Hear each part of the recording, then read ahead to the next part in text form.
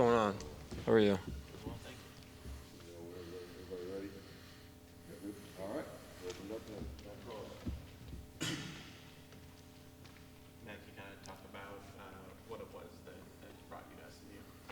Yeah, I would say for my last year, I just wanted to go up to the highest level, and I know SMU going to the ACC was a big factor, and Andy coming over here was kind of the selling point. I think he's a coach that goes well with my personality and can help me get better in the weak points of my game, take my game to the next level.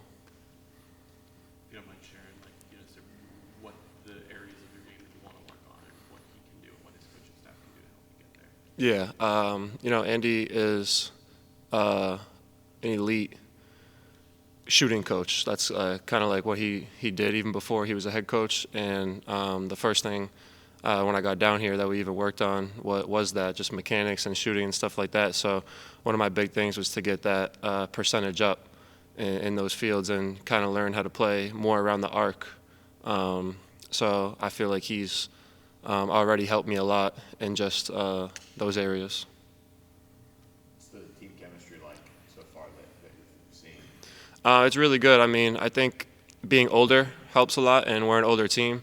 So we have guys that kind of get it, been there, done it. So it's easier to gel with guys like that.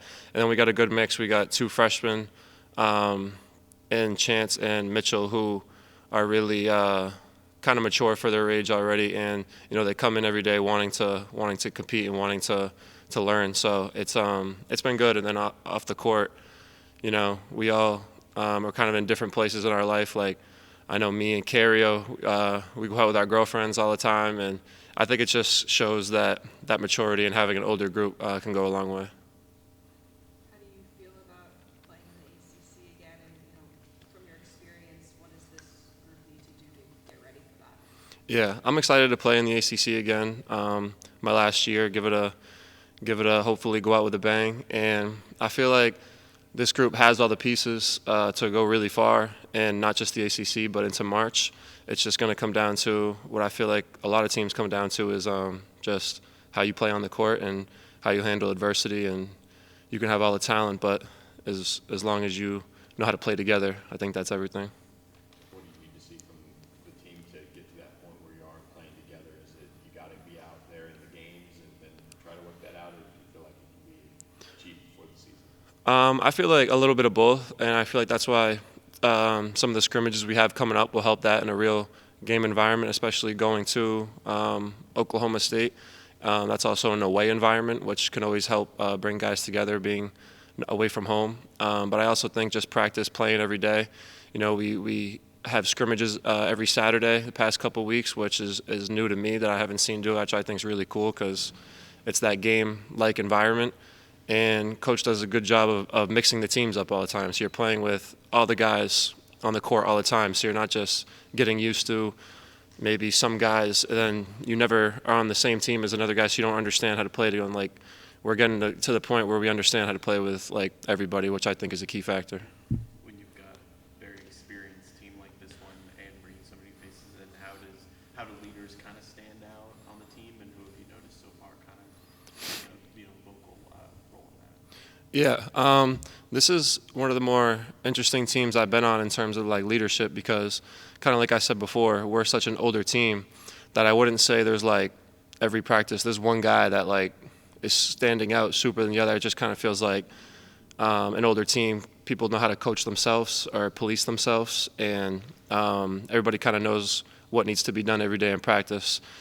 Some guys are lead by action, lead by example. I think Chuck and Cario, and I think myself a lot, and a lot of guys like that. Then we got guys that are more vocal. I think Keon's probably the most vocal on the team. He's a big energy guy.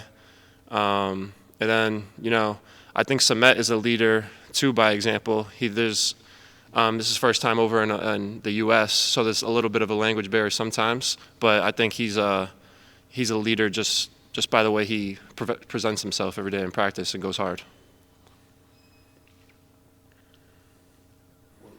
What what's been the strength conditioning program like? How have you guys adjusted to that? All coming in and learning that new system, I guess. Yeah, no, it's been really good. I mean, a lot of strength coaches, I feel like, are all about lift, power. Like it's almost like football lifts. Where the thing I really like about BK here, Coach BK, is he understands that it's basketball, and he also listens to the players, and he's very good at understanding what the type of lifts and what everybody needs, and he also keeps track of every day, like how much someone's putting on the court, the stress level. He has these little catapult heart monitors, so like he keeps track of everything and makes sure that we're getting stronger, we're getting better, but at the same time he listens to our bodies too, which I really like. Appreciate it. Thank you.